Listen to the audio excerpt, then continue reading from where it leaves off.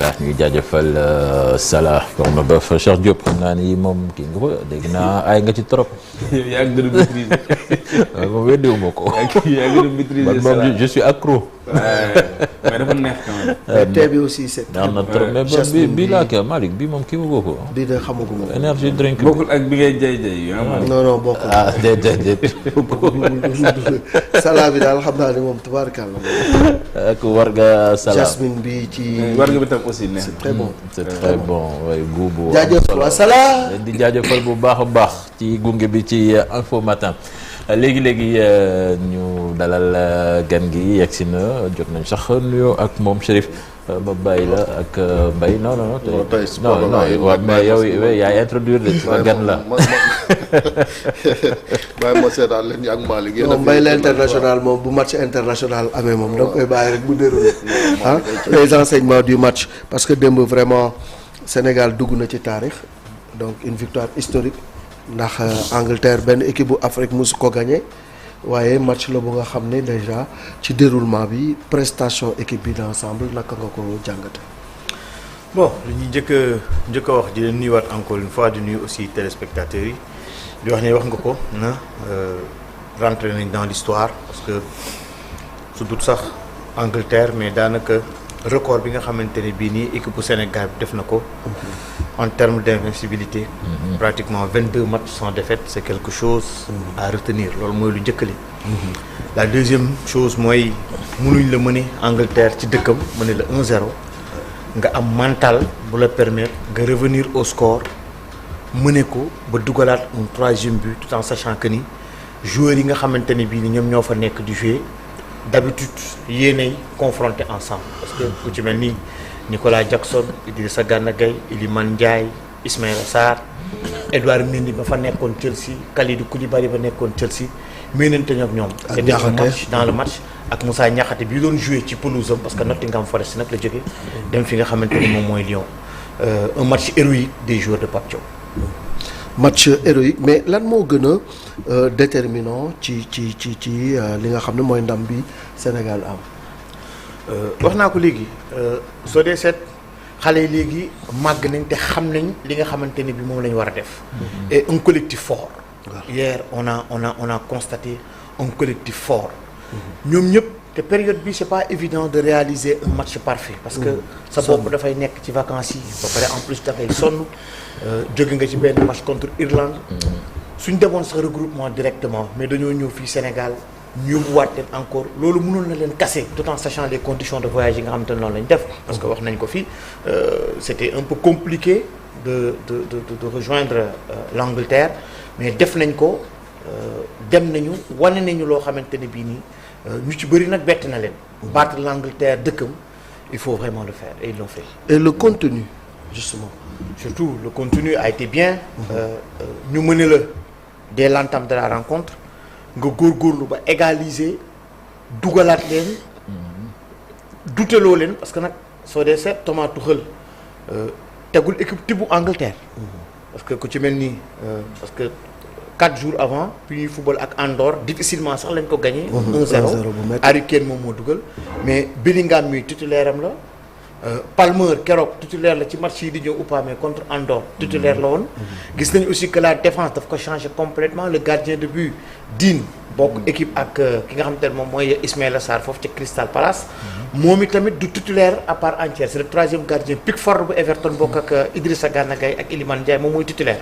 mais gis nañu ñooñu ñëpp da leen teg ci biti xaw ma lan la Thomas Tuchel doon seet. waaye nag dafa doon frotté wu ak lu tàng waaye lakk na boppam. maintenant bu ñu nee ci Pape Thiaw également le coach là. gis nañu aussi coaching gagnant la def li nga xamante ne en tout cas muy 11 de départ yi ak les changements également. reposé wu na ci ay akiem parce que soo dee seet bu ko Angleterre mënee sax gis nañ ni Pape tiitul tergiversé wul tamit dafa gën a arrangé xale yi. continuer leen ne leen football leen peut-être am na lenn loo xamante ne bi travaillé woon na ko parce que cette équipe qui a joué face à l'Angleterre bokkut ak bu joué face à l'Irlande. am na fossé ci ñaari 11 yi. soo dee seet benn joueur moom moo ci nekk muy Habib Diarra le sociétaire de Strasbourg hormis ça dafa changé complètement ak Iliman Ndiaye.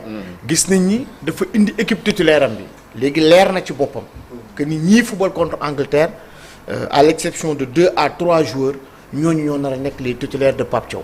agressivité maa ngi ko doon wax dans le bon sens du terme ak pressing bi nga xam ne moom la ñu def pendant presque 90 minutes yaa ngi koy wax ni c'est pas évident surtout en fin de saison où les organismes sont fatigués comment est-ce que les joueurs sont parvenus à se transcender est-ce que adversaire bi la ak lan moo déterminer cette prestation haut de gamme. xam nga conférence de presse veille de match bi déglu nañ ki nga xamante ne moom mooy Moussa Niakhaté. nee na que ni ñu ngi leen doon chambrante ñoom seen biir parce que xamante nañ. ñu ngi chambrante nekk suñu leen jàppee on va refaire le même match que bu ñu daje woon ci coupe du monde bi 3-0 yi. ñoom Moussa Niakhaté ne ça va changer. ñoom Idrissa Gana Gueye aussi ak ñoom Pickford depuis bu ñu annoncé match bi. ñu ngi chambrante ak ñoom Iliman Ndiaye ñoom Ismaïla Sarr c'était un match dans le match. dañoo bëggoon ñoom itam jël revanche bi. ba pare aussi Pape Thiaw mën nañ jàpp ni il cherchait son match référence match testam et il a tenu et gis nañ yaa ngi koy wax léegi agressivité bi ils ont empêché les relances anglaises dañ leen xot ci kaw Chalobah bokk ak Nicolas Jackson équipe Chelsea xam nañ ni ñuy jouer dañ leen tere dañ leen empêché jouer et Pape Thiaw a misé sur le pressing tere leen a jouer tere leen a def ay passes museler complètement le milieu de terrain. collectivement équipe bi collectivement c'était vraiment bien mais il y a des individualités yu nga xam ne même si c'est une prestation d'équipe il y a des individualités yi nga xam ne seen prestation vraiment marqué na esprit yi quoi je pense que sans me citer leen mën nga ci ñëw. oui comme ku ci mel ni le latéral gauche El Hadji Maodo Malick Diouf. ah oui il a fait un match exceptionnel. ah oui. c'est un jeune joueur qui monte c'est pas pour rien ñu nommé ko meilleur joueur africain ci championnat. on a vu ses passes. et ce ne serait pas étonnant qu'il reste en Angleterre. en Angleterre oui parce que ku ci équipe yu mel ni Brentford Bournemouth ñu ngi koy topp. ku ci mel ni aussi Habib Diarra Leeds def na sa benn offre Racing Club de Strasbourg. Habib Diarra je pense c'est son 4e. ci nekk marqué nga ay points. ci championnat boobu ñu jëm ak ñi nga xam te ne ñoom ñoo fa nekk. d'ailleurs on a vu la prolongation de Idrissa Gana Gueye. Iliman Ndiaye qui a pris un autre niveau du côté d'Everton. En tout cas il y a eu beaucoup de satisfaction en général. ci match bi nga xam ne Lions yi def nañ ko. mais on a vu l'absence de Sadio Mané néanmoins ñi nga xam ne donc gaynde yi wane nañ li nga xam ne moom moo di performance yow ban jàngat nga ci am ci loolu. bon c'est bien de vivre Sadio dépendance bi. waaw dafa ëpp loolu day tax ba xale yi dinañ xam ni war nañoo mën a football sans Sadio Mané. loolu am na importance le fait que ñoom ñu xam ko. waaye leneen tamit war nañ ko wax match yi aussi c'est pas pareil. parce que match yi nga nar a football contre Soudan ak contre République démocratique du Congo au mois de septembre bokkut ak match bi nga football démb de. lan mooy différence. contexte bi bokkul la première des choses match amical nga doon jouer démb donte yaa ngi ko doon jouer face à l'Angleterre mais ñaari match yi ngay jouer nii. adversaire yi bokkul.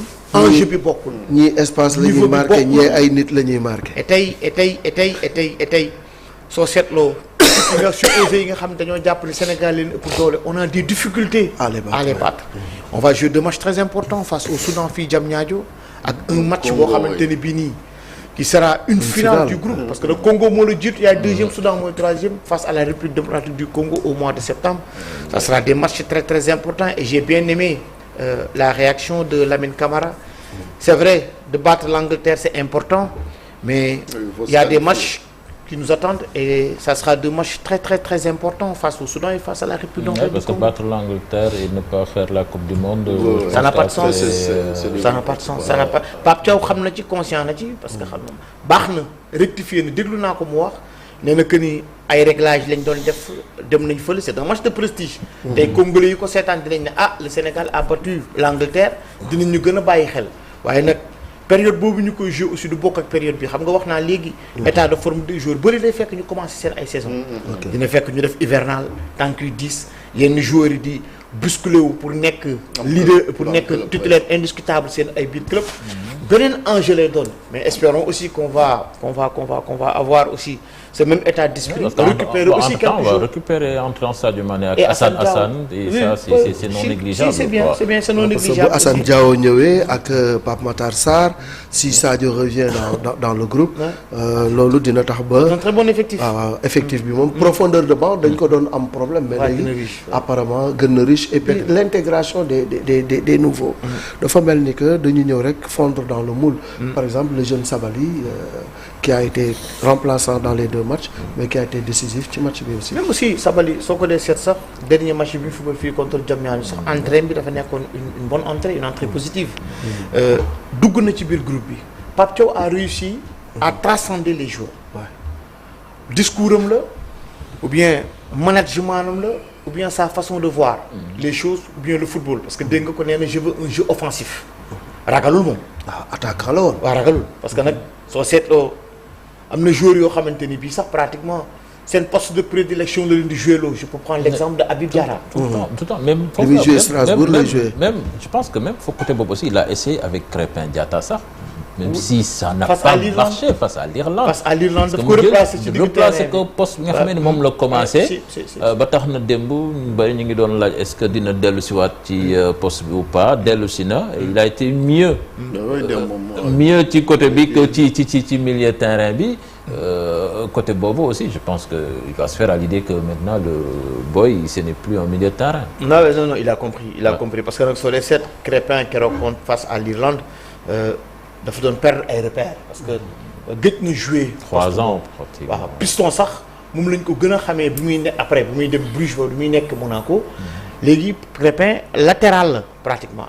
mais man foofu Diao soo ma ko permettre li ma bëgg a wax mooy damay jël benn exemple. vous savez la France bi ñuy nekk ci ay tolof pour se qualifier à la Coupe du Monde dañoo def appel à Zinedine Zidane et à Claude Makélélé. pour man c'est possible. Youssouf Sabaly nañ ko seeti. waaw. Youssouf Sabaly nañ ko seeti. su fekkante ne fédération ñu ngi may déglu wala Pape Thiaw ci boppam mu ngi may déglu donte mu ngi def ay démarches gis nañ seeti na Malick Thiaw bu Milan AC waxtaan na ak moom. il a pris sa retraite non. international. mais on peut le faire revenir. mën nañ ko indiwaat. oui parce que il a encore. je ne dis pas que Crépin n'est pas bon. non mais dañuy interpréter. doyul mais suñu munee ami Sabali moom. suñu munee am Sabali. bêtise honnêtement dina apporter lu bëree bëri ci équipe nationale Sénégal. xale la li tax mu jël retraite am mun nañ ko ci génni. parce que c'est un patriote bu mu mettee la ñëw équipe nationale Sénégal. et jàpp naa ni am na benn discours boo xam te suñ ko teniree.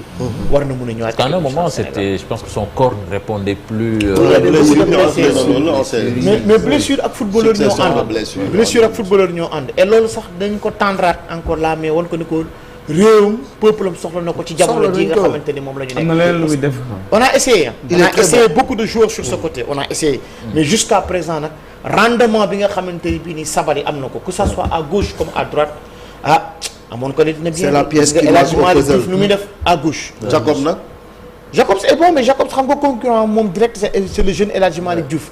mais fi ñu toll nii El Hadji Malick est en train de faire. un arrière droit titulaire. un arrière droit un arrière droit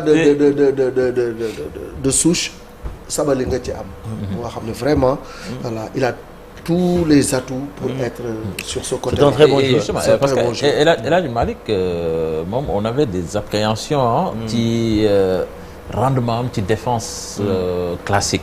parce que moom souvent piston lay faral di jouer il est beaucoup plus en avant derrière défense classique lañ ko teg 4 défenseurs derrière. ak surtout moom vis-à-vis benn joueur boo xamee ni fait partie des meilleurs dribbleurs en Europe muy Saka. mais wax dëgg fa yàlla xam nga El Hadji Malick c'est un joueur très discipliné. c'est un joueur discipliné soo dee seet je me rappelle le match bi ñu doon jouer Malawi. soxlawuloon muy léegi parce que ci second tiers bi rek la doon yem parce que boobu fekk na Sénégal ci kanam y avait Sadio Mané xam na ne Sadio il fixe la défense adverse kon soxlawuñ mu créer surnombre bi mais gis nga démb rendement bi nga xamante ni bii nii am na ko le 1-2 daf ko doon def et on a vu un joueur de qualité hier que ça soit même ses centres c'est la satisfaction démb avec le jeune El Hadji Malick Diouf yàlla na continuer nag ci stade yi yàlla na continuer ci forme bi il va nous apporter beaucoup parce que on avait ce problème à gauche da nga doon gis centre yi da doon dem ci 3e poteau yi on a vu que ce jeune dès qu'il est là il est le 1-2 bi muy joxe dafay permettre sax sur milieu de terrain yi du souffler il a un beau jeu il a du ballon le petit a du ballon tu le vois jouer tu sens n'importe quel du ballon ce style là nga football xam nga football dynamique la aussi day faral di évoluer te souvent dafa am ay équipe yoo xamee ni suñu nekkee au top dañuy influencer football. Paris Saint-Germain xam nga tey jii soo xoolee seen latéraux yi ñuy jouer Hakimi ak Nuno Mendes. On a l'impression que El Hadji Malick mën nañ ko mettre ci dynamique boobu parce que genre latéraux yu mel noonu da nga koy soxla des fois. En tout cas rendement bi ñuy am à gauche de. buñ ko amee à droite suñ ko amee à droite. pour man on peut faire très très très très mal. Et encore une fois je reprécise je n'ai pas dit que Krépin Diatta n'est pas bon. Je n'ai pas dit que n'est pas bon. non mais mën nga à chaque fois mën nga am. mais est-ce que dafa amul ay manquements par rapport ak Sabaly. C'est pas la même chose que c'est son poste de prédilection. Il a été formé à ce poste. C'est ça. Contrairement à Krépin Diatta. Krépin da doon départ milieu de terrain la. après lañ ko indi à droite. parce que il est bon joueur. parce que nag am na ay milieu de terrain yoo xam te reconvertir nañu latéral je peux prendre l'exemple de Alves. de Philippe Lam. latéral après Pep Guardiola moo ko indi ci digg terrain bi. Leonardo après milieu droit latéral de milieu terrain. de milieu terrain. yaanaa mais suñu amoon tey su mënoon a dem waxtaan ak Youssouf Sabaly mu ñëw Krépin mun nañ koo soxlawaat feneen. mun na jouer excentré droit. mun na ko mais ñu am un latéral de métier. à droite comme ni ñu amee à gauche El Hadji Maodo Malick Diouf. bon on allait beaucoup plus gagner. Oui, les anciens aussi on s'arrête sur am nañ taxawaay ba mu solo que ça soit bon Edu à part faute de main bi indi le but de Harry Kane gis nañ taxawaayam tout comme Koulibaly. Kalidou Gana quand même. ak Idi Gana Gueye. Gana malgré l'âge ak kii bi comme on dit durée de vie bi nga xamante ni mu ngi ko def ci équipe bi. on a vu que chaque fois aussi. posture bi mu am. xam nga Chérif man. Je ne comprends pas des fois quand on me parle de joueur bi âge Maguette nangam ak sangam. J'ai juste donné des exemples. En 2006 c'est une équipe italienne vieillissante moo jël coupe du monde bi face à la France en 2006. La Juventus de Turin tegle na ay moments avec une charnière bi ñu naan dafa Maguette. mooy Barzagli Ferrara Chiellini Montero ñu ay 34 ans 33 ans. Peruzzi gardien de but 34 ans 35 ans j'en passe. Récemment la Ligue des Nations bi. Cristiano Ronaldo l'a encore démontré. waaye léegi Sadio Mané Coupe d'Afrique bu mujj bi na ñoom Sadio Idrissa Gana Gueye ñoom Sadio Mané nañ ñu may jàmm ak affaire yooyu doy na xale yi lañ ñëw gis nga football. Roger Mila bi muy toj coupe du monde bi boobu 39 ans. mais sax ci coupe du monde boobu sax nga wax ne Cameroun sax. en 1990. L'équipe camerounaise bi demoon quart de finale ba Angleterre bi éliminé ko ak ñoom Gary Lineker David Platt Paul Gascoigne Peter Shilton c'était le gardien le plus vieux de la coupe du monde plus de 42 ans 43 ans Peter Shilton le gardien anglais. C'était en 1990. Dinozof 45 ans la arrêté. et Angleterre bu Cameroun boobu ay joueurs ay ñoom Makanaki ay ñoom François Omambi ay ñoom Mpete ñoom Pagal ñoom ñoo fa nekkoon. ñooñu ñoom Tataw ñun ay xale bi ñu joué coupe du monde. Abega et cetera. ils étaient te quart de finale lañu kii éliminé. ñun ñoo gaaw ci jëfa Maguette. maintenant nag Idrissa Gana Gueye dégg na lu ñu ko fi waxoon mais Idrissa Gana Gueye chaque match. soo koy noté tu lui donnes 8 sur 10 wala 9 sur 10. ah oui Everton pareil. mais Everton ak li tax ñu prolongé ko sax. mais Idi nag il s'est refait une santé parce que dafa dellu Everton duggaat ci bain bi dem ba yéeg. ba mais Cheikh Tidiane bi muy jógee Paris Saint-Germain sax enterré nañ ko. nee nañu Idi léegi il n'a plus sa place. mais il était moins bon temps yooyu aussi. gis nga le football. nga ñii moo xam muy Idrissa Gana Gueye muy Kalidou Koulibaly Edouard Mendy Sadio Mané gis nga ce sont des professionnels et xam nañ lan la seen yaram laaj ak lan lañ war a mun a def et ñu ngi respecter loolu. tout à fait et je pense qu'ils sont assez honnêtes suñu yeggee ci benn niveau bi ba mënatuñu. pour man du ñun sax ñu ñoo leen wax ne leen nag équipe nationale arrêté na ko ñoom ñoo koy defal seen bopp. dañoo amul sax lu leen gën a fi mu nekk nii. alors bu ñu ñëwee léegi ci les prochaines échéances balaa sax ñu ci. mi ngi wax léegi ci conditions yi. Marie avant ñu dem ci prochaine échéance yi. léegi même ci match démb bi rek des na benn compartiment boo xamee ni bëgg naa ñu aborder ko muy l'attaque du Sénégal. sànq maa ngi wax ci mbirum dynamique aussi ci latéraux yi mais démb aussi on a une ligne d'attaque boo xamee ni y a pas d'avant-centre de fixation. Est-ce que loolu tamit nekkul piste bu bees boo xamee ni ñi ngi koy explorer comme Paris Saint-Germain. Je reviens à ñoom. seen attaque bi gis nañu ni mu demee. tu as des faux follets devant. loolu tamit est-ce que newul point fort boo xamee ni mën nañ ci sukkandiku te tamit muy sonal adversaire. oui on a vu que ni démb Nicolas Jackson. bien que moom la utilisé comme neuf fixe. il était très mobile comme d'habitude. mais gis nañu il était très mobile d'ailleurs on l'a vu ci bitu Ismaïla Sarr bi. c'est lui qui a délivré la passe décisive sur le côté. changement beeg affaire yooyu noonu dugalante génn bi su fekkante ne style boobu baax na pour Sénégal mën nañu ko utiliser parce que nag en termes d'avant-centre suñ ko dee seet satisfaction totale bi des na. des na amaguñu tueur quoi. mais c'est Boulaye qui doit jouer ce rôle quoi. des na parce que Boulaye depuis blessure bi bu mu ñëwee ba tey tamit des na. Nicolas Jackson bi ñu jàpp ni moom mooy suñu meilleur attaquant soo dee seet benn but la am ak équipe nationale bu mu fi nekkee ba tey donte les critiques ñu ngi jógee de partout. mais mu ngi def le maximum mu ngi dugal. il n'est pas efficace avec l'équipe nationale du Sénégal. Habib Diallo moom itamit plus ou moins on a ce problème de numéro 9 tueur boo xamante ni bii nii amuñ ko maintenant nag. c'est à Pape Thiaw de se réadapter xool ban système wala ban jeu moo koy permettre pour mu mun a dugal ay buts parce que nag football nag soo du dugal doo gañ. il a bien fait hier. alors je trouve. li ma doon wax léegi Mbaye ma yaa ngi koy wax on a voyagé dans des conditions quand même très difficiles et jar na ñu xaw ci taxaw parce que équipe bi dafa am standing bu mu toll am niveau bu nga xam ne fii la joueurs yi di évoluer am niveau bu nga xam ne yóbbu woon nañ leen fa ñu tàmm ko. maanaam di voyager dans d'excellentes conditions di dem ci meilleure infrastructure hôtelière yi et cetera donc cet environnement très professionnel bi ñu doon bañee dafa mel ni dafa xaw a wàcc te loolu yi tamit war nañ ci bàyyi xel parce que le football c'est un tout. waaye le football c'est un tout parce que xam nga li tax sax ñu koy wax c'est vrai que ni soulevé woon nañ ko jamono yële ñenn ñi ils ont voyagé en économie. ñenn ñi voyagé en business. pour xam nga Malick gis nga tey. euphorie bi nga xamante ni moom la Sénégalais am démb la presse aussi ni ñu relayer victoire du Sénégal. international sax. gis nga équipe nationale Sénégal. vitrine la tey bul jàpp ni privilège la nga voyager loolu ñoom ñëpp en business. et lu ko waraloon mooy bi ñu jógee ci coupe du monde ba gagné ko ci lañ waxoon que bi ñu doon recevoir pale ci lañ nekkat parce que ñenn ñi dañ doon dem business ñenn ñi ñoom doon fayal seen bopp yokk pour dem business. ci doléance yi ñu jëloon bi ñu jëlee Coupe d'Afrique bi ci lañ ko posé ne kat ñun kat léegi dañoo bëgg équipe bi ñëpp di voyager ndoo en business. parce que c'est frustrant Malick Thiandoum voyager business. Mbaye Chérif dem économie. alors que ni ñoom ñoo bokk terrain te ñooy bokk regroupement. ñu ne nañ jéem a xool naka la ñuy defee ba loolu yëpp ñoom ñu dem. mais on a vu que ni c'est en ordre dispersé lañ demee ci match yi ci regroupement bi. c'est pas normal. ñii dañoo dem fee ñee dem fee c'est vrai que ni à la base ils avaient dit que ni fii la ñuy regrouper wooy après demaat encore ne dañuy dem regrouper fa li nga xamante ni moom mooy ca Angleterre.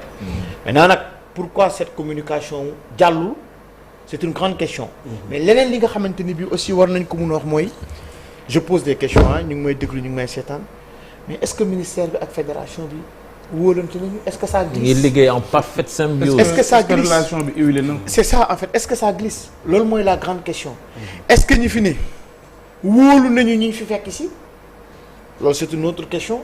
il faudrait que ñu waxtaan parce que nag jéego yi nga xamante ni bii ñu ngi koy gis boobu ba tey ak démarche bi nga xamante ni ñu ngi koy gis ba tey y a pas cette entente totale. loolu moom c'est un constat. mais bu ñu xoolee intérêt commun donc. maa ngi ko wuti ndam li ñu c'est defoon quoi le problème kenn xamul mais daal entente amul ci diggante ministère bi des sports ak la fédération sénégalaise de football.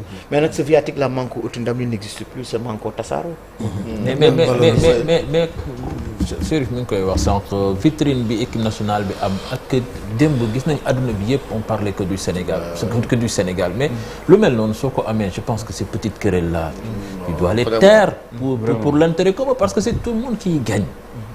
c'est tout le monde qui gagne gis nañ ko démb tout le monde était content pour une première dugg nañ ci analyse le Sénégal c'est pas du benn nit la ñuy wax dañuy naan le Sénégal dans sa globalité moom moo gagné équipe bi nga xam te mooy Angleterre pour une première fois li ñu wax léegi rek il faudrait que ñu toog ñu waxtaan parce que ci lii ñu jëm nii on a besoin d'un État qui accompagne la fédération sénégalaise de football et que la fédération sénégalaise de football wax lu ñuy def pour que état bi aussi mun koo exécuter mais doo toog fii ne lii nga bëgg te ki la ko war a jox demoo jàkkaarloog moom waxtaan ak moom ne ko léegi lañ bëgg kon yaakaar naa daje du gaaw am. mais loolu sax mën na déstabiliser un tout petit peu équipe bi. parce que équipe dafa am lu mu tàmm. à chaque fois peut-être mën na des.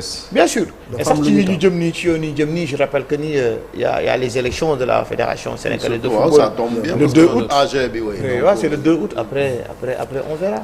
en tout cas daal divergence yu mënti am na ñu ci épargner équipe nationale bi parce que am na condition yu ñu daan voyager am na condition yu ñu doon compétir nekk vraiment ci standing bu kawe nañu ko maintenir foofu soit ñu classe business lañ doon voyager wala ñu jox leen avion présidentiel et on était dans les conditions optimales de performance nañu continuer loolu. fédération bi amul problème mu suuf. alors la ñu wax déficit bi mais en tout cas daal li may wax Mbaye aussi léegi mooy on doit pas rester sur ce nuage là lii match amical la gagné nañu nu mu tuddati Angleterre ok c'est bien match référence la on en tire tous les enseignements mais ce qui nous attend moo gën a ëpp doole que li ñu football nii quoi et il faut vraiment qu'on soit dans les conditions il faut qu'on soit dans les conditions mooy 2 matchs yu ñu war a jouer au mois de septembre face au Soudan bi jël 3e face à la République démocratique du Congo fële ca stade des Martyrs. non Soudan moom fii dinañ leen lijjanti. match bi moom mais bële mooy final bi sax. voilà soo jógee ci loolu septembre. octobre novembre décembre nga entamé li nga xam te moom mooy la Coupe d'Afrique des Nations. tout en sachant que ni y a de grosses équipes qui nous attendent. y a le Maroc y a l'Égypte y a le Nigeria y a la Côte d'Ivoire entre autres. football en Afrique léegi yombatul parce que les grandes nations de football ñëwaat nañ. non moo gën a jafe mooy li nga doon wax sànq rek da ngay dajeeg Angleterre nga labbaliku dëkkam ñëw dajeeg RD match bi jafe nga naan mais pourquoi. noonu la fàtte Angleterre xam nga Diaw. xam nga c'est bien les joueurs vont partir tranquillement Pape Thiaw dina gën a dal dina gën a am ambiance boo xamante ni dina ci mën a liggéey tranquillement dara du ko sonal waaye match yi ñuy xaar xam naa ne moom ci boppam il a évacué hier match yi ñuy xaar ñoo importance boo xamante ni bi la xamul nu mu toll parce que nag qualification coupe du monde n'oublions pas que ne Sénégal ñaari coupe du monde yu mujj yëpp moo xam muy 2018 ak 2022 dañ cee qualifié. Sénégal mënatu la bañ a qualifié coupe du monde ak fi mu toll ak joueurs yi nga xamante ne moom la am. nañu focus ci qualification bi pour Thiaw sax. nañu focus ci qualification bi dafay gën a jox doole suñu fédération dafay gën a jox vitrine suñu dëkk. et ñu dem nag football yi ko nag parce que ça sera une très très très grande coupe du monde et une coupe du monde sans le Sénégal. fii ñu toll nii. loolu ça sera un échec total. une coupe du monde sur 3 continents c'est ça 3. Ça sera le Canada, le Mexique et les États-Unis. Mexique. C'est en 2026. Voilà loolu moom raté ko erreur. il faut impérativement donc comme vous l'avez dit battre la RD Congo et. Ouais, parce que peut-être buuñaa bi rek mooy la fédération Mbaye. demaguñu AG mais dafa mel ni candidat yi nar naa bari. am na yu jip am na yoo xam ne ñu ngi koy ruumandaat am na ñuy ruumandaat am na ñu samp seen dënd. comme ñenn ñoo ji. Madi Touré par exemple. Madi Touré Cheikh Ahmed Tidiane Seck. bon dama ni ñi ñuy wax. mais Cheikh yow commencé na campagne bu ndaw ak Elimane Lam. am na ku wax barki démb ni. Maître Camara et cetera donc voilà yow xam nga candidat yëpp. c'est vrai. yaa am na ñoo xamante ne bi seen démarche. njort nañ ni. ay candidats lañu. donte am na benn cadre de concertation boo xamante ne sax ñoom teg nañ ko. parce que damay fàttali rek y a pratiquement 2 à 3 semaines. am na benn les présidents de ligue dajewoon nañ fële ca Kaolack pour xool naka la ñuy def. naka la ñuy waxtaanee biñ demee di waxtaan nag président de ligue bu Kolda di Yaya Baldé dafa jóg ne moom àndut ak Augustin Senghor. am yeneen président de ligue aussi yu ko feelu ne ñoom itamit ànduñu ak Augustin Senghor et ces mêmes présidents de ligue en 2021 ñoom la Ablaye Sow détourné woon parce que nag. détourné détourné woon parce que ils devaient se rencontrer ci kër Sayer Seck Sayer moo leen woowoon ñu war a waxtaan parce que en 2021 ñëpp xam nañu le contexte c'était plutôt Sayer Seck comme président de la fédération de ticket c'était Sayer Seck et Cheikh Seck président de la Ligue Pro. mais poste bi nga xamante ne moom la Djibril Wade di occupé mais bi ñu waree leen fekk ci Sayer Ablaye Sow da leen woo ñu daje ci benn hôtel de la place pour ne pas faire la publicité. waxtaan ak ñoom ces mêmes présidents de ligue ont soutenu la candidature de Augustin Senghor. En 2021. Ces mêmes présidents de ligue se sont réunis ci le président collège président de ligue Mame Adama Ndour ñoom bi ñu toogee waxtaan dañoo ne ñun kat ñu mandaté nee nañ jàppale ki nga xamante ne moom mooy Augustin Senghor. loolu mooy li nga xamante ne moom mooy réunion bi amoon ca Kaolack biñ ci génnee nag au sein du comité exécutif dañoo teg benn cadre de concertation ce cadre de concertation nag pour revenir aux candidats gis nañ ni wax ngeen ko léegi Djibril Wade président de la Ligue Pro moom mooy président bi président moom lañ délégué ne ko nag assurer waxtaan bi y'a Augustin Senghor ci boppam y'a Cheikh Seck y'a Ablaye Sow y'a Elimane Lam y'a aussi Ablaye Fall mooy président Ligue bu Diourbel ne leen dem leen ngeen waxtaan pour mun ñoo génneel li nga xamante ni bii nii moom la ñu mën a teg mu nekk suñu candidat ce manko uti ndam li mais c'est un manko de nom mais ñëpp xam nañ ni c'est un tasaaro parce que cette entente bi nga xamante ne moo amoon en 2021 nekkatu ci parce que ñoom ñëpp ñu ngi ànd mais ñu ngi may seetaan mais ils savent que ni ñoom wóolanteetu mais tey jii ndeyu mbill gi moom fu mu féetee fan la gën a jege nii oui nii non ñoo xam nga Augustin texte yi permettre nañ ko mu présenter wu absolument mais li may wax mooy xam nga Augustin il a tout fait c'est un très grand monsieur mun nañ ko reconnaître tey suñ defoon lenn loo xamante ne dañ ko koy xeebee Sénégalais yi génn nañ wax nañ ko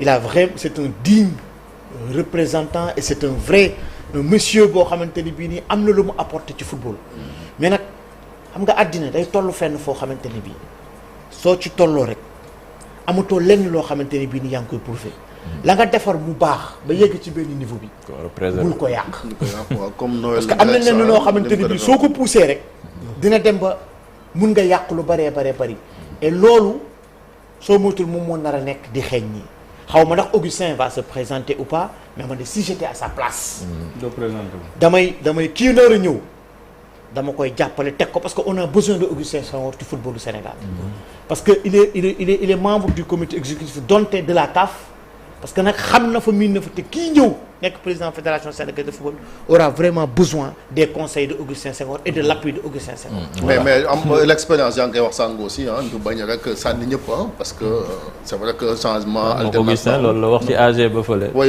surtout mooy ñi manko boobu ci dëgg fi ñoo xamante ne. non mais Chérif moi je ne peux pas mënuma d'accord ci manko parce que am na ci bëri yoo xamante ne ni ko wax Mbaye yaa fi wax si football bi sànq ne ñoom Sadio wala ne na ñoom ñëpp sànni. waaw mais non je même bu dul Augustin am na yoo xamante ne xam moi je parle du viatique manko là le mot manko là c'est-à-dire mais manko boobu moo ñu indil Coupe d'Afrique c'était un bon concept qui nous a permis je suis parfaitement d'accord le manko c'était en 2022 oui ce manko nous a donné la Coupe d'Afrique des Nations ak plusieurs trophées après ci catégorie toutes les catégories je suis parfaitement d'accord mais ce manko n'existe plus et puis eux-mêmes ils le savent et puis ce manko n'existe plus dans faut relativiser ce manko nous a donné la CAN dans un non ce manko bokk na ci non mais gars ce manko nous a donné la CAN parce que ñun ñëpp ànd nañ dem mais quand même dans un manko où dans le COMEX Cheikh Tidiane Seck moi je l'ai pris à Rabat jël naa ko Rabat bi tirage au sort bi la personne bi doon wax xam nga ni kii bëgg na jiite football parce que je suis le président du Jaraaf Elimane Lam bëgg Elimane Lam est intéressé Ablaye Fall est intéressé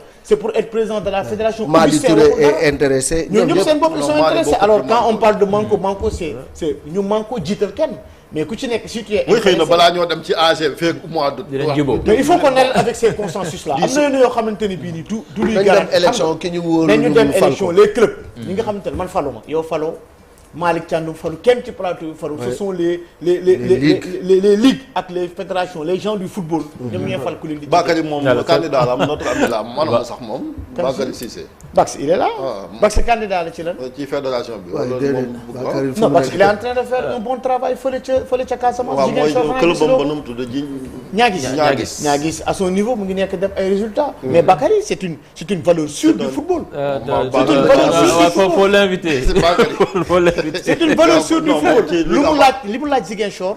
mën nañu ko jox parce que il est en train de poser des actes très très forts et je rappelle. dama bëgg jiite leen grand kaay jiite ñu moo ko dàq. dafa am ñu ne kaay jiite ñu. en tout cas daal loolu mooy leer. dama bëgg a jiite non Bakary est-ce que nekkul candidat ki nu voilà ñu koy nuyu moom Bakary Cissé. il est en train de tisser sa toile, il est encore jeune. Il a des ambitions. dañ ko bàyyi ba ci kanam jaajëf. non Bax il faut qu'il vienne ici. il faut qu'il vienne voilà il faut qu'il vienne. les autres candidats maanaam dialogue bi xam nga nee nañ il faut gars yi débat ñu am débat candidat mais jaaw yéen waa sport yi. boo leen gars yi am ambition foofu waaw na gars yi mu nekk débat boo xamante ni fii TFM organisé ko. candidat yi wax seen ambition mais foog gars yi dëggal seen bopp ba pare. xam nga naka la ñuy def c'est-à-dire la première partie débat bi on va laisser des sports organiser ko maintenant la deuxième partie débat bi comme day am suite. non su ngeen ko defee plagiat lay doon plagiat te plagiat baaxul su ngeen ko defee. on va poursuivre mais na candidat yi dëggal seen bopp ba pare ñu xam exactement ñan ñooy candidat yi ba pare ñu doon a jublu ci loolu. Mali moom moo génn ñeneen ñu ngi seen cadre de concertation. ñu ngi waxtaan je pense que waxtaan. c'est bien Chérif Dia jaajëf. merci Mbaye xam naa ni da ngay xaar tuuti après ñu tëj émission bi léegi dañuy ñëw dem ci les journaux du groupe Futurs Médias.